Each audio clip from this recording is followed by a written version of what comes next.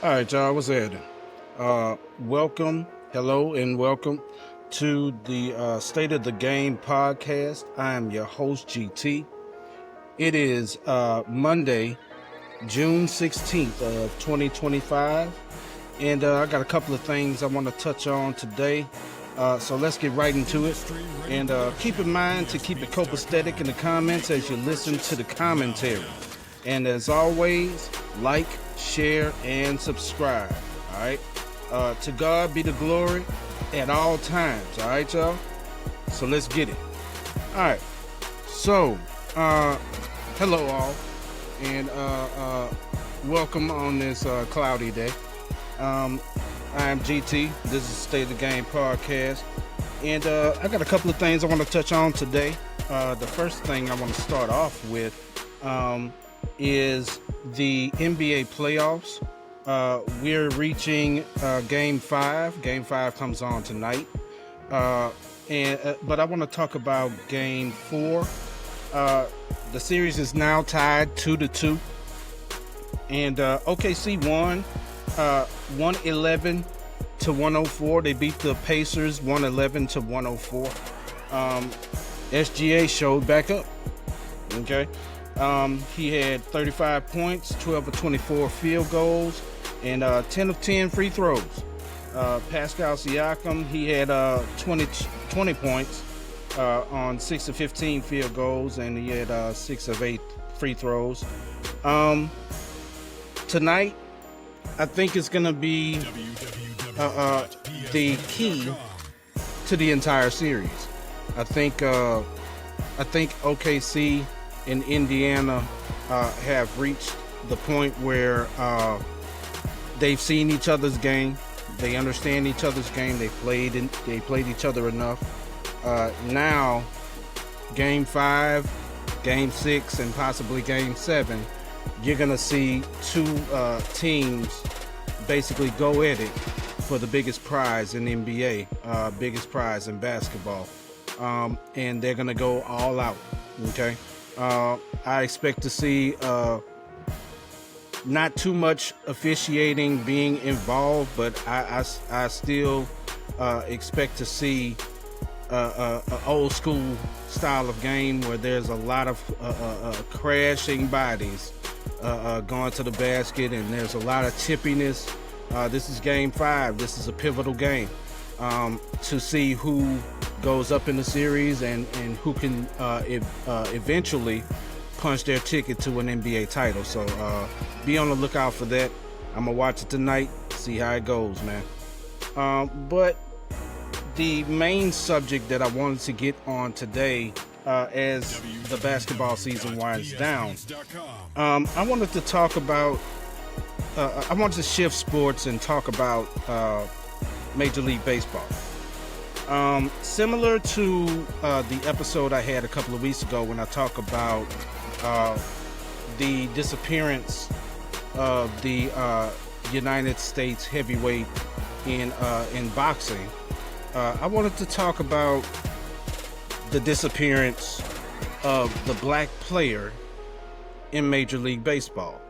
I want to talk about that. I want to take a deep dive and take a look into that and see what can be done to essentially fix that issue. Okay. I'm a fan of baseball. I like baseball, always have. That being said, there's not a few of my peers that I can say that are fans of the sport for various reasons. But most importantly, because of the speed of the sport, how it's devolved, and they're making changes to try to fix that. But the speed of the sport is still, in most people's eyes, is still slow in 2025. Yes, the attention spans have gotten shorter when it comes to certain things. I understand that, but like I said, I'm still a big fan of the sport, and I still want to see it be as successful as it can be. So let's take a look at take a look at this subject here. Let's start with the numbers. in the 70s and the 80s, Black American players made up 15 to 20% of Major League Baseball rosters. And as of this season, that number has dropped to under 7%. So we go from 15 to 20% in the 70s and the 80s, and we dropped to under 7% as it stands right now in 2025. So the question is, how did we get here, and what has changed? So let's look at the historical significance of it. Okay. Of course, we acknowledge the legends of the game, like Jackie Robinson, Hank Aaron's, Willie Mays, Frank Robinson, Bob Gibson, etc., etc. And baseball was once a dream for many black youth, okay, especially post-integration, okay. In the 60s through the 80s, black players dominated all-star lineups and award lists, okay. So through in our past, this was a game that we clamored to get into. And I know I spoke of a few legends, but the legend that sticks out to me that never got a chance to see Major League Baseball is Josh Gibson. He always stuck out to me as the original home run king, and I always said that if by chance the Negro Leagues stats and things of that nature if they were to ever be combined with Major League stats, there wouldn't be an argument as far as home run king, because Josh Gibson has over, if I'm not mistaken, he has over 900 home runs. So there you go. And those that is in sometimes Major League size ballparks. Sometimes those ballparks were actually bigger than Major League size when it comes to square footage. Okay, so those are legit home runs. Okay, so let's look at number 3, the shift in the sports culture. I talked about this before with the boxing and the fighting and things of that nature, but let's take a look at this one. Basketball and football became more accessible. Now we got to look at that. Okay, cheaper equipment, more exposure, and easier to play in urban settings. Meaning, basketball, all you needed was a basketball in the court to play. Okay. Football, basically you had your helmet and your shoulder pads and things of that nature. You had all of that you had to get, but it's typically less expensive than all of the equipment you have to get as far as with dealing with Major League Baseball or baseball period. Okay. The NBA and the NFL offer faster routes to fame, endorsements, and visibility. I talked about the popularity of those sports. Okay, the popularity of the NFL has skyrocketed way past anyone's expectations within the past 25 to 30 years, as well as basketball. Basketball, after the Dream Team in 91, 92, basketball basically went global. Okay, so the appeal for both of those sports has risen, whereas baseball has become stagnant. Okay, all right, so AAU and high school football programs are more organized and visible in inner city areas than youth baseball leagues. Simply put, it's a niche, basically. It's not as accessible as the other two sports. You have to really look, and it's almost like at this point it's like a needle in a haystack finding a baseball league. And if you do find a baseball league, most of the times, as a matter of fact, even as my son was coming up, and he was playing baseball at one point in his young life. The baseball league was actually connected to the football league. So, and plus it was in a larger area. It was in Texas, so there's more exposure there. But in your cities like Baton Rouge, or in your cities like, just more black influenced cities, you won't be able to find baseball leagues unless you really look for them. Okay. So accessibility and economics. Okay. Baseball is expensive. Travel teams, equipment, and tournament fees, all that goes into play. Inner city programs and school baseball teams have dwindled. Just like I said, as the popularity has dwindled at the top, it has dwindled going down into your high school and to your grade school levels. So you just have more people that's looking for your football and your basketball and things of that nature. You just don't have as many people that's even involved in or associated with baseball at such a level to where it could be prevalent in the inner city communities. Okay. Many young black athletes and families can't afford elite travel ball, which is often the only pipeline to college scholarships and MLB scouting today. So, that being said, you have your AAUs for basketball, and you have your Pop Warner and your local youth football leagues for football. But you just don't have that for baseball. Especially not, like I said, especially not in the inner city. Okay? That is the crux of the problem, to be honest. That's where the problem resides. Okay?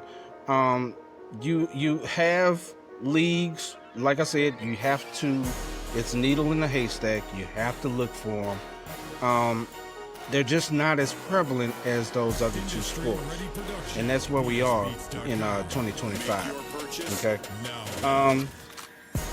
So which leads us to the next point, which is lack of representation and visibility. Kids emulate who they see. So, that being said, you see how the game has changed in basketball, how everybody wants to jack up a three-pointer before they learn anything about a post move. That's because of Steph Curry. Okay? Kids emulate who they see. All right? And if they don't see players who look like them, they won't imagine themselves in that space. That is huge. Back in the 80s, it wasn't an issue seeing a Barry Bonds. Back in the 80s, it wasn't an issue even seeing a David Justice or Ozzie Guillen. It wasn't an issue seeing a Ricky Henderson. Those types of players, even your Tony Gwynns of the world, who basically was one of those players that was basically impossible to strike out. I mean, he was one of the best hitters the game had ever seen. Your King Griffey Juniors, it wasn't an issue in the 80s and the 90s seeing those types of players. Okay. Hey, at this point, you see players, even as I look into it, you see players that essentially look like black players, but you know what? They're actually from your Dominican Republics. They're actually from your Cubas and things of that nature, like Big Papi or Fernando Tatis, or very talented players, but they're not us. Okay, they're not African American, born in the inner city, things of that nature. And look, shout out to guys like Mookie Betts that's still carrying the torch. Okay, they're still carrying the torch, and they're still playing at an extremely high level. And like I said, he's basically my favorite player today.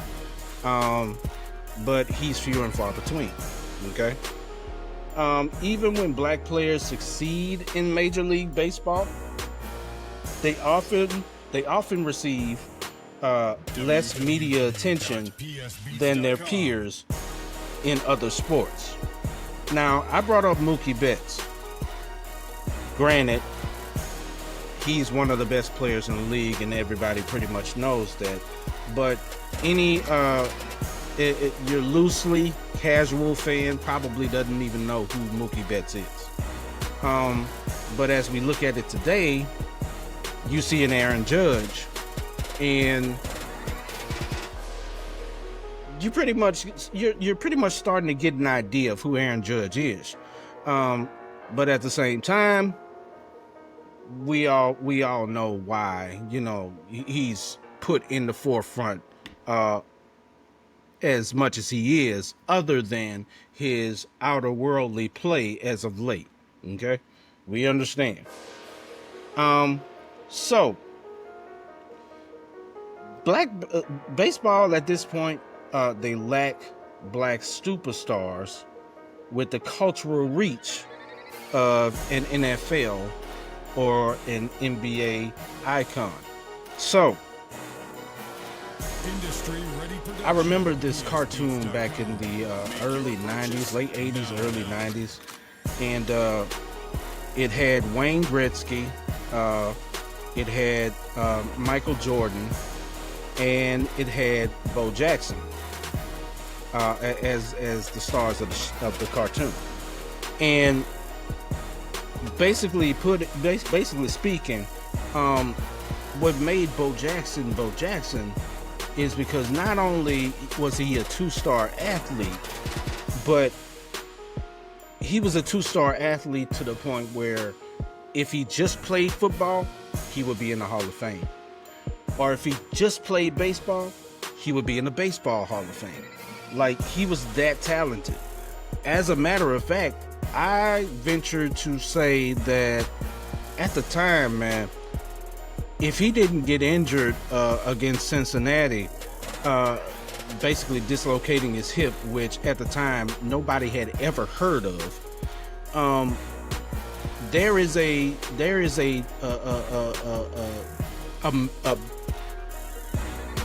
significant possibility, just like Greeny said on ESPN a couple of years ago, there's a significant possibility that he could have been the only player that would have reached the Hall of Fame in two major sports. That's how prevalent, and that's how talented, and that's how impactful Bo Jackson was at the time.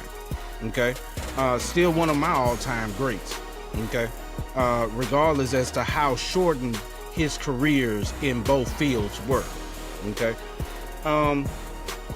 so let's look at the next subject. The next topic. The development line is broken. The pipeline is broken. Of course it is. Okay. MLB's Major League Baseball's draft system and minor league structure take years, making the path to stardom long and uncertain. What does that mean? Basically put, man, you can get drafted as a minor league player, and there's a ton of players, regardless of color, that have been drafted into the minor league system, and they literally spend their careers 10, 15 years or better stuck in between single A, double A, and triple A of the minor leagues. Okay, you have to be extremely talented to get called up by one of the major league teams, or the major league team that is associated with your farm system. Okay, many inner city kids opt for sports with quicker returns or college opportunities. Man, listen, I have a nephew right now that is getting college offers as we speak, to various different colleges, from Florida A&M to Southern University to you name it.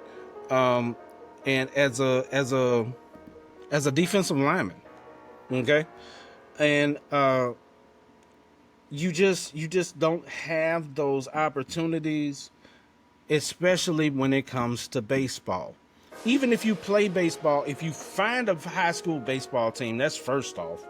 If you find a high school baseball team that's pretty decent and one that you want to go to that school for, those scouts, you might see them, you might not. It's just not as connected, not as prevalent, not as out in the open when it comes to your scouting and your recruiting and things of that nature when it comes to baseball. It's just not. We've reached that point where it's just not. Okay. So lack of exposure to scouts in underserved communities. See what I'm saying? Okay. Especially when it comes to the inner city, they're just not looking. Those scouts that are out there, they're just not looking for that talent in the inner city anymore. They're just not doing it. Okay.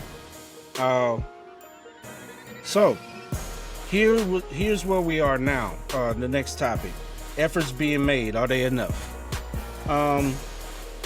So we have Major League Baseball's RBI, which is reviving baseball in inner cities.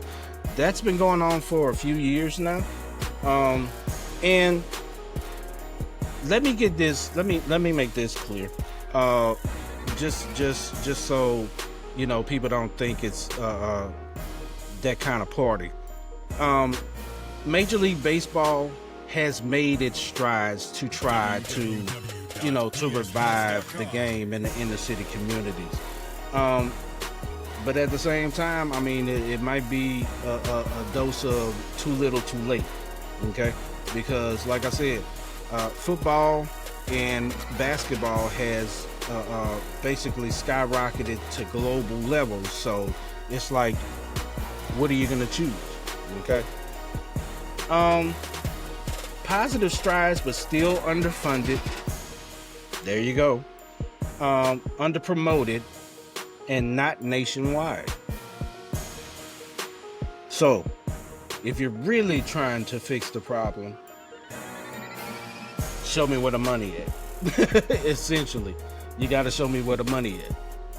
All right. Now, cultural disconnect, that is huge. Okay. The cultural disconnect is huge.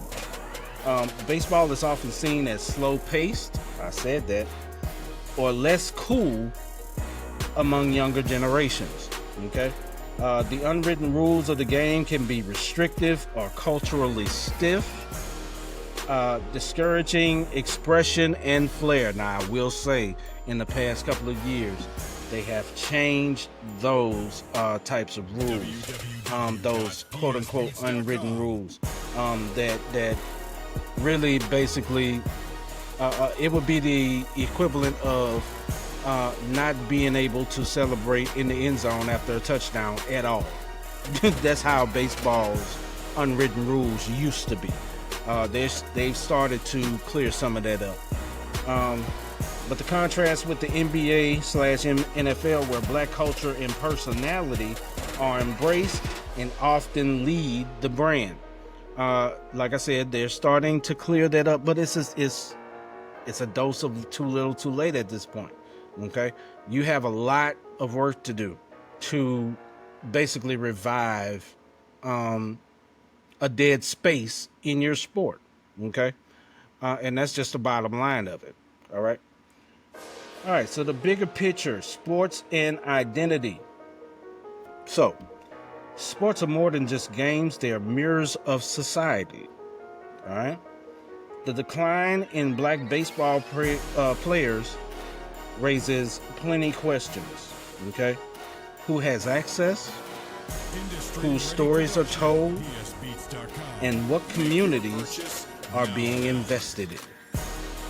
So if you are not really investing your time, your effort, and your finances into really reviving baseball in the inner city communities, you can throw, you can throw a name on top of something or an initiative or whatever the case may be, and say that you're trying to do it.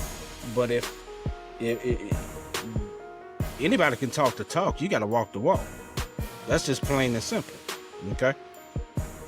And the final challenge: how can the Black community, sports leaders, and the Major League Baseball reignite interest in baseball in those communities? So they would have to share a personal memory or connection to the game.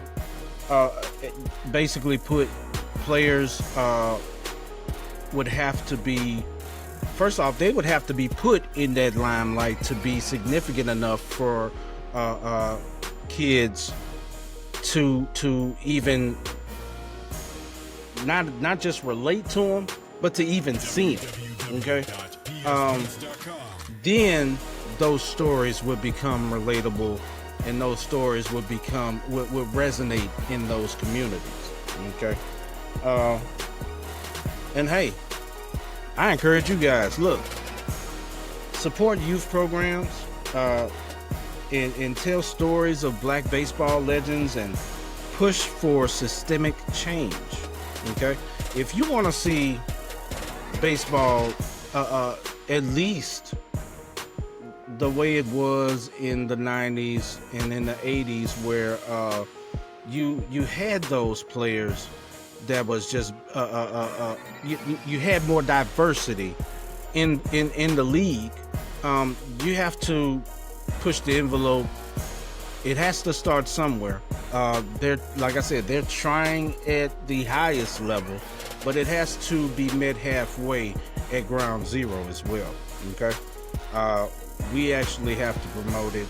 We actually have to seek out those baseball leagues and be able to, connect it and meet MLB halfway into getting the best talent, or at least the prevalent talent out there. Okay. All right. So my final thought when it comes to the Black baseball player and how the Black baseball player can be revived in Major League Baseball. Here's the catch that I was alluding to. Here's the thing. You look at a lot of those leagues. You look at the NBA. You look at the NFL. And you look at those contracts. Those are very hefty contracts. But what a lot of us don't understand, and what a lot of us don't get, is that the majority of those contracts are not fully guaranteed contracts. Okay. Sure, you can be one of the best players in the league, in the NFL or in the NBA, but that doesn't necessarily mean that your contract that you're signed on to is fully guaranteed. Here's the thing. And we know in the Black community, we're all on the paper chase. We're all about the dollar, so to speak. But what a lot of people don't understand when it comes to Major League Baseball, I don't care if you're Aaron Judge or somebody that nobody knows. If you're at the Major League level, if you're talented enough to make it to the Major League level, what a lot of people don't know is those contracts in Major League Baseball are fully guaranteed. Okay. I just read a story, maybe a couple of, maybe last year, as a matter of fact, that Bobby Bonilla, highly talented Black player that played for the Pittsburgh Pirates back in the 90s, when Barry Bonds was still in Pittsburgh. They just finished paying him out his fully guaranteed contract in 2024, if I'm not mistaken, either 2023 or 2024, they had just finished, the Pittsburgh Pirates just finished paying him out all of his money. Man, those contracts in Major League Baseball are fully guaranteed, dude. That is a major thing, okay? In other words, something happens, you get injured, even if you get traded, whatever contract you sign in Major League Baseball, guess what? The team that has you, or the team that trades for you, or the team that accepts your contract over, they have to pay that contract, okay? That is something huge. That is something that a lot of us don't know, okay? When it comes to the black community and our knowledge of America's pastime, so to speak. But yeah, if you're really looking into, trying to elevate your family, elevate your community, go to the next level type of thing, I would go with where the guaranteed money is. That's just me, okay? Sure, basketball is a more popular sport among the youth. Football is a more popular sport nationwide. But it would behoove you to go where the guaranteed money is, okay? And I think if I'm not putting too much of my, own personal opinions out there, I think that was by design, okay? For us not to know, just how those contracting and the business dealings inside of sports actually work, okay? You go with the guaranteed money. That's just how I feel about it, okay? But tell me what you think about it in the comments. This is GT. I appreciate y'all. Hey, matter of fact, I have one more little tidbit for you guys. I said that I was going to come in here and on today and let you guys know that we have crossed over to, we've met the threshold of 500 subscribers. But as we speak right now, man, we are actually leaning towards 1,000 followers. Okay, subscribers. We have actually, we're actually close to 800 subscribers, and that's just in the past couple of days. Matter of fact, 796, as I look at it at this moment right now. That is a serious jump, just from week to week. Okay. Just last week, I can say that I was probably at about 280 ish followers. It has jumped to 796, and as well as we're getting really close to 50,000 views. So yeah, shout out to you guys, man. Shout out to y'all. Y'all are making this happen. It is a beautiful thing to see. I'm just doing what I love, man. I'm talking about sports. I'm talking about, whatever needs to be talked about. And, y'all are making this happen for me, man. So I appreciate y'all deeply. I appreciate y'all. This is GT, State of Game Podcast. We will be back on next week with more topics and more discussions and, more the same old thing. You know what I'm talking about? Appreciate you guys once again.